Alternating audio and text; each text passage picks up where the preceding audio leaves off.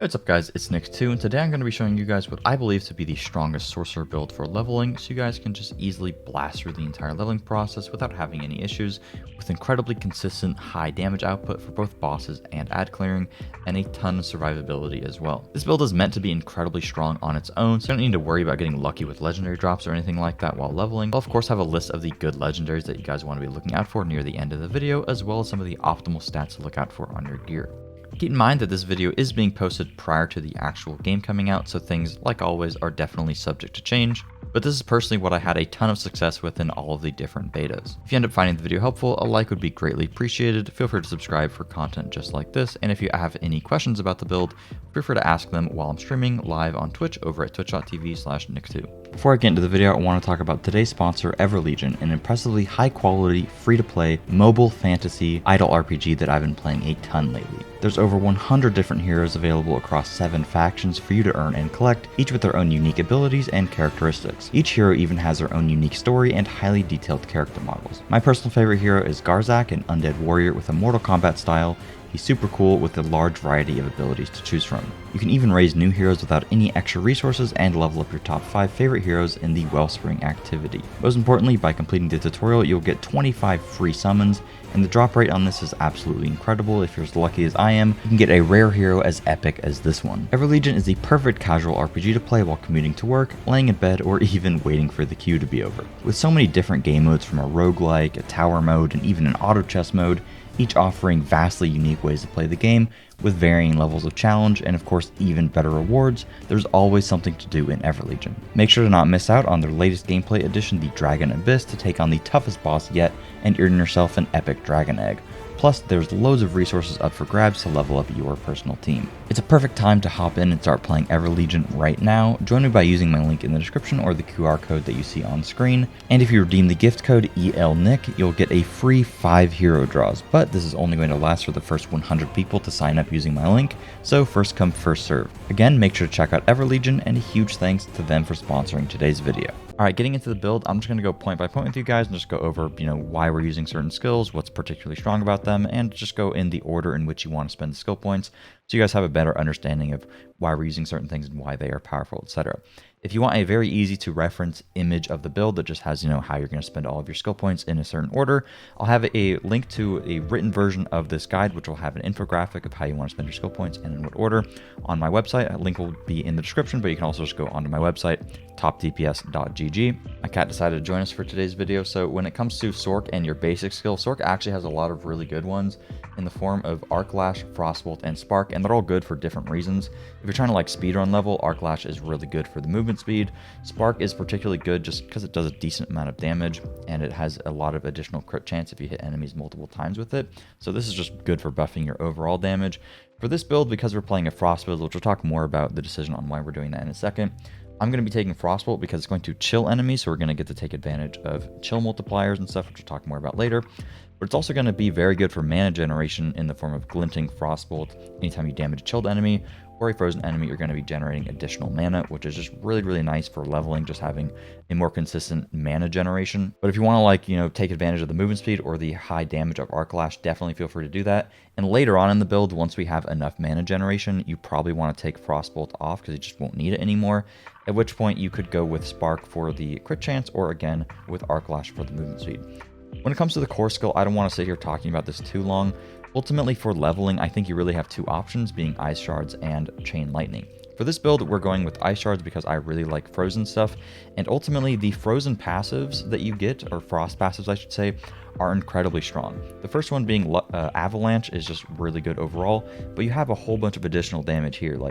3 points into this is 15% increased damage against elites, 12% increased damage of vulnerable enemies, 18% increased damage to frozen enemies, or 9% increased damage to chilled enemies. And you have a chance to generate mana anytime you damage a vulnerable enemy. But also, Ice Shards does just really, really solid single target damage, and it's a guaranteed vulnerable application. And Sorc doesn't have a lot of really good ways to apply vulnerable, so having a guaranteed vulnerable application literally right off the bat in the form of your core skill is incredibly powerful. Like I said, like there's probably, you know, good fireball builds, good frozen orb builds, etc. But I think they just require way more building into, and it's probably more of a late game thing. So for leveling, the only other thing that I would probably go with would be chain lightning if I wasn't doing a frost oriented build. That's not going to be this build though. If you want a chain lightning build, I have a link to that on my website as well. So feel free to check that out if you're just really not liking the frost play style. Ice Shards is way more single target oriented, while Chain Lightning is way more AoE oriented, but you get a lot of AoE in the form of Fireball with our enchant, which we'll talk more about later. But with our next point, we just want to go into Enhance Ice Shards, so they have a chance of Ricochet, so Ice Shards do a little bit of AoE, and then of course getting Destructive, and anytime we hit an enemy with 5 Ice Shards in a single cast, which is going to happen on any single target that we're just plowing Ice Shards into, it's going to make them vulnerable. Additionally, eventually we get this legendary here. Where is it? This one, I'm stupid. Aspect of Piercing Cold that you can unlock deterministically while doing the campaign, or actually, sorry, by doing a dungeon in the Fractured Peaks here. And it's just going to make Ice Shards pierce enemies, so it actually has a pretty good AoE capability there. So Ice Shards ultimately is just the best frost skill for leveling, and it is just really strong. Our next point, we just want to put that point into Glinting Frostbolt to get the additional mana generation there. Now that we're here, we want to go with Ice Armor just for the survivability, and also 1 point into the Enhanced Ice Armor just for the extra mana generation. And then we want to grab Teleport. You'd actually probably rather get Teleport first and then go for Ice Armor. And then after you get Teleport, we want to just go back and put 1 point into Ice Shards just for extra damage. And then we're going to go full into Frost Nova, and we're going to unlock Mystical Frost Nova so that Frost Nova is going to apply vulnerable to enemies in an AoE. Frost Nova is particularly good not only from like a damage perspective, because if there's a massive amount of enemies, you're going to be able to have a guaranteed freeze, which is really good because a lot of stuff does extra damage based on if an enemy is frozen or not. Particularly Ice Shards does 25% increased damage to frozen enemies, and we also have some stuff later on in the skill tree that works really well with that. But also having an AoE application of vulnerable is just really good for just absolutely nuking down a pack of enemies. I could see if you really didn't want to use Frost Nova, you could take it off and use something else for like more damage or survivability, but ultimately with this build, I really like Frost Nova, and I think it's a great choice. Now that we're level 14, but turning 15, we're going to put our first point into Fireball, and we're going to put our first... I accidentally closed out of the entire build. We're going to put our next point into Fireball, and then we are going to put our first enchant slot on Fireball. Fireball is just insanely good for AoE. Anytime that we kill an enemy, they're going to explode and deal 50% of Fireball's damage, and Fireball does 60% damage, so you're going to be doing 30% of your weapon damage anytime that you kill an enemy, but this also causes like a chain reaction. You kill one guy, they Fireball, they kill another guy because that guy doesn't have that much HP. That guy fireballs and just goes brrr, and that's just really, really nice. Gives us a whole bunch of AoE. Probably the single best enchant slot when it comes to Sorcerer in general, just because of the amount of AoE potential that you get from this. At this point, we just want to put 1 point into Align the Elements. This gives you a stacking damage reduction each time that you haven't taken damage from an elite. There's not a massive density of elites, and a lot of the time you're going to be dodging like boss mechanics and stuff, so this actually is going to stack up fairly quickly, and anytime that you take damage, you'll have some damage reduction against elites. Putting 1 point into this, probably one of the best 1 point nodes in the entire game, just give you a whole bunch of damage reduction. He is wagging his tail in my face. All right, now we're going to put our next point into Ice Shard just so that we can go further down in the tree, and now we're going to get Blizzard. Blizzard is mainly used as a utility skill. We aren't really using it for the damage. The reason that we're using it is because it does, do 120% damage over the course of 8 seconds, but because it's a damage over time, it can't crit, so it doesn't do like crazy damage. We're mainly using it because it chills enemies in a massive radius. The fact that it chills enemies means that we can take advantage of a lot of, damage against chill, damage against crowd controlled, damage against whatever modifiers, and this also will eventually freeze enemies. But also, because it chills, we can get this certain aspect called the aspect of the Umbral, where anytime that we apply crowd control to an enemy, we restore some of our primary resource. And you get this very early on as well, and you can just slap it on like a ring or something and, level with it pretty consistently. And anytime that there's like 10 enemies and you pop your Blizzard down, you're going to be constantly reapplying this crowd control to those enemies via the chill. And this is just going to, boom, instantly fill up your mana bar. And it just gives you so much mana to work with that you can just spam your abilities. But it also does pretty good damage. Another thing that's really, really great about Blizzard is that it has a 33% lucky hit chance each individual time that it ticks. If you have, again, 10 enemies, you put it down, you're going to be getting a lot of lucky hit procs all over the place. And eventually, once we get our key passive, this actually is entirely based around getting a lot of lucky hits, which is going to be perfect with Blizzard. And it's another reason why we're using the Frost Nova with Vulnerable, because we have a higher lucky hit chance with our key passive against vulnerable enemies. So you're going to put down your Frost Nova, freeze everything, put down your Blizzard, chill chilling them constantly, getting a high lucky hit chance against enemies that are vulnerable and frozen, etc. And that's just going to deal pretty good damage, but also give you a lot of mana for your ice shards to be able to just spam that. Does a bit of extra damage, etc. In terms of like upgrading our Blizzard, Enhanced Blizzard is like okay in just a scenario of like freezing enemies with Frost Nova, but ultimately I don't really think it's worth the point all that much. Kind of like an AoE thing. You could put the point in if you just, like the idea of Blizzard doing some more damage. But again, Blizzard is mainly a utility skill here, and it works absolutely perfectly with this build. At this point, we just want to finish upgrading our ice shards so that it does maximum damage. And now that we are level 20, what are we going to do? We're going to put our points into Glass Cannon. Glass Cannon is just like 18% increased damage for 3 points. I mean, that's really good. Obviously, it's going to mean that you take more damage, but right after that, we're going to put our point into Enhanced Teleport to reduce the cooldown, and then boom, anytime that we teleport, we gain 30% damage reduction, which is a really big number for 5 seconds after we teleport. Teleport's only an 11-second cooldown, so in theory, you almost have 50% uptime on this damage reduction if you're constantly teleporting, which is incredibly good. And if you spend more points onto teleport, or you get like gear that has plus ranks to defensive skills, the cooldown on teleport is going to go down even lower, so you just have really high uptime on this damage reduction, and that's really strong. At this point, we have access to our next enchant slot, and we're actually going to go Firebolt. This is a little bit weird. The main reason for Firebolt is, as you can see here, the enchant makes it do direct damage from skills, applies additional 23% burning damage over 6 seconds. So in theory, you could look at this as a 23% damage increase on over 8 seconds on enemies that are going to last a long time, like bosses. Burning damage can't, crit, so it's not exactly 23% damage, but that's not the reason that we're using it. We're using it so that we can put 1 point into Inner Flames and then 3 points into Devouring Blaze, so we'll do 30% increased crit damage against burning enemies. 30% increased crit damage for 4 points is really, really strong, and the fact is there isn't a lot of like other crazy enchants to really go for on Sorc that are going to work particularly well with this build.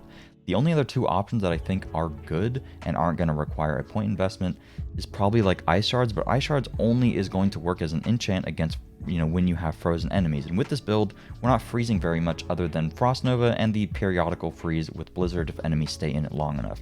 And this is mainly like an AoE extra source of damage because you can't freeze bosses, right? Well, the Firebolt does extra damage against bosses, and we're going to be getting that extra crit damage for our Ice Shards to do even more damage. Frozen Orb I could see being okay, probably more late game sort of thing to, buff up your Frozen Orb and try to have some interactions there. But ultimately for leveling, just slapping in the Firebolt with the Fireball, you kind of have this Frostfire thing going on. It's pretty cool. But it's just really nice being able to take advantage of this, and it's just extra damage. At this point now, we're able to start unlocking some of the incredibly strong Frost passives that the other skills simply just don't have access to nearly as good of passives. Like Shock has some pretty decent stuff here, but this is just a massive source of additional damage that you get for free in the skill tree. We're going to start off by putting 1 point into Permafrost, just extra damage against elites, which is really good. You could immediately put a lot of points in this if you're like having trouble killing bosses from a single target damage, but we want like more, all around damage. So I'm immediately just going to put 3 points into Icy Touch here. 12% increased damage against vulnerable enemies is going to be really, really strong. And of course, we're applying vulnerable via our Ice Shards anyways. So that's pretty much 12% extra damage, which is really good. Now that we're level 35, we have access to our key passive. Pretty much what this does is our Frost skills. I'll just read it. Our Frost skills have a 10% chance to make our next cast of Ice Shards, Frozen Orb, or Blizzard cost no mana and deal 40% increased damage, and your chance of proc this is doubled against vulnerable enemies. Since we are using Blizzard and Ice Shards has a pretty decent lucky hit chance as well, we're going to be proccing this fairly often, especially in AoE scenarios, so a lot of the time our Ice Shards is going to be benefiting from not costing any mana and dealing a massive 40% increase in damage. There's also a legendary for this that we can take advantage of that you can put on like gloves or something so it doesn't take out like a really good slot, which is Aspect of Frozen Memories. You can't get this deterministically, so really just look out for it if you happen to see it, but it's going to make the key passive last for 1 extra cast, so instead of only getting 1 Ice Shard that costs no mana and deals 40% increased damage, it's going to last for 2, so that's going to be really, really good. And it's literally just our best option here. Shatter really is probably more of like a late game thing, and when you have more of like a build that's going to be freezing enemies a lot more often. But with this build, we're not freezing enemies all that much, and this is ultimately just going to net out to a lot of extra damage, especially with Blizzard having such a high lucky hit chance. Now that we've grabbed our key passives, we're just going to finish filling out the tree, getting some of our extra damage with Hoarfrost here, which is just 18% increased damage against frozen enemies, or just 9% against chilled. That's really, really strong. Frigid Breeze is decent for extra mana gen, but it's not like insane unless you have like literally no mana on bosses, and that's like a really big deal for you. Then I would probably spend the points on this later. But if you're having problems on bosses, definitely you can drop the points in here first. Right now, I'm just going to go 3 points into protection. So anytime we use a cooldown, it's going to give us maximum life as a barrier for 2 seconds. And we have 3 cooldowns here with the build in the form of Ice Armor, Teleport, and Frost Nova. So this is just nice for extra survivability. But also, if you happen to get the Barrier Legendary, which dropped a ton during the beta if you guys played, so you'll probably end up having one of these. If you can get this on like a two-hander or an amulet or something, that's a lot of extra damage that you're going to be able to benefit from. But you could also just have this early on with just Ice Armor as well.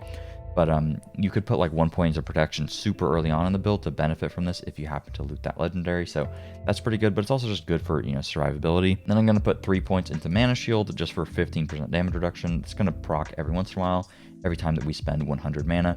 So that's pretty nice. After grabbing Mana Shield, it kind of depends if you want more single target damage or if you want more AoE damage. If you want more AoE, you want to put all of your points into Fireball, just maxing it out so it does more damage every time that it procs. And then if you want more single target damage, you would just put the points into Frigid Breeze first. But regardless, I'm going to go Fireball and then Frigid Breeze. And now we have only 8 points left. In terms of the rest of our 8 points, just having a real hard time finding this. 1 point into Devastation and then 3 points into Elemental Dominance.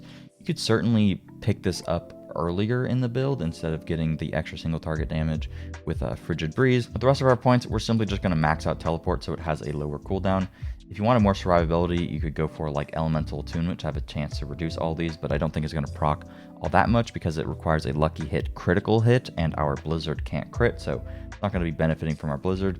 You could go for Precision Magic for just extra lucky hit chance, but it's multiplicative, so it's not going to be a massive increase in terms of how much lucky hit. Like this 33 isn't going to go to 48 or whatever, so this isn't like a massive increase there, and ultimately I just don't really think it's worth the points, and I just really like having the low cooldown of Teleport. You get the damage reduction all the time, and it's just really, really good for mobility. Instead of Teleport, you could consider putting some points into Fiery Surge here, where anytime you kill a burning enemy, it's going to increase your mana regen. You could put 3 points into this for 30% increased mana regen, but I don't really think you need the mana regen all that much when you have Aspect of Umbral Energy and all this other mana stuff that's in the tree. But it could be particularly good if you feel like you're, out of mana constantly. You could grab this really early as well. It kind of just depends. All right, when it comes to legendaries, there's actually a pretty good amount of good ones when it comes to Sorc. In terms of like deterministic ones you can get, Aspect of Umbral, again, is really good for Blizzard. Getting the Ice Shards one, of course, is good so that Ice Shards does some AoE damage, and it is going to pierce through enemies. So that's pretty good. Aspect of Control, you also can get deterministically. All 3 of these you can. And it's just going to have you do 40% increased damage to frozen enemies. So it's going to make Frost Nova even more of a DPS cooldown, 40% increased damage, really, really solid there. Conceited Aspect, again, is pretty good anytime that you have your Ice Armor up, or if you're using the passive protection. Aspect of Bounding Conduit is insane for the movement speed anytime that you teleport, but there's a different one that is actually just straight up better than that, I think. While unstoppable and for another 4 seconds, you gain 10 to 25% increased movement speed. So it's 20 to 25% versus, for 3 seconds versus 4 seconds, but it depends on if you get like a good roll or not.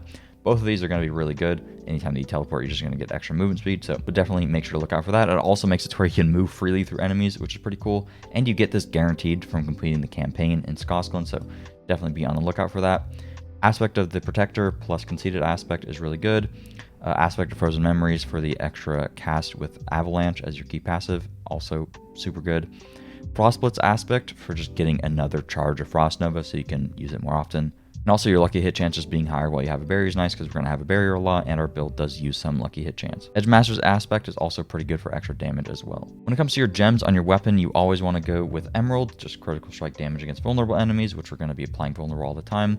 On your gear, you want rubies for maximum life. And then for your amulets and stuff, you could either go with diamond or with skull. Doesn't really matter. You probably don't have to min-max your gems all that much while leveling. Just plop in emeralds and rubies anytime that you get them. When it comes to stats that you want to prioritize, you always want to be prioritizing weapon damage. Having the weapon equipped with the highest possible DPS is incredibly important for, scaling how much damage you do. Outside of that, crit chance, crit damage, very good. Vulnerable damage is probably the single best thing that you can get because we're guaranteed applying vulnerable with our Ice Shards. And vulnerable is on its own multiplier. It's the only thing in the game outside of like your weapon damage multiplier and I think your main stat that's on its own multiplier. So that's really, really strong. Any sort of damage or damage with cold or damage versus chilled is probably going to be pretty good. Damage versus elites. Damage with core skills also going to be really good. I'm not sure that it's here, but damage versus distant enemies is also something that you want to be looking out for. When it comes to like which ranks that you want on your gear, so like your amulet and I believe your gloves can have ranks. I think other pieces can as well. They can have like ranks to certain skills. So obviously you want ranks to your ice shards to have that do more damage. Getting ranks to defensive skills is really good just for reducing the cooldown and the effectiveness on your Frost Nova, Ice Armor, and your Teleport. Getting a rank to Blizzard isn't really going to do all that much for you, so when it comes to ranks, the only thing you really care about is either getting defensive or ice shards, maybe fireball for the AoE. But yeah, that's pretty much it for the build. I'll have a link to this in the description if you guys are interested, but also make sure to just check out my website with a fully written guide if you haven't already. Make sure to like the video if you found it helpful, subscribe for future videos, and make sure to follow me over on Twitch at twitch.tv/ELNick2. Thank you guys for watching, and I will see you guys later. Have a good time leveling, guys.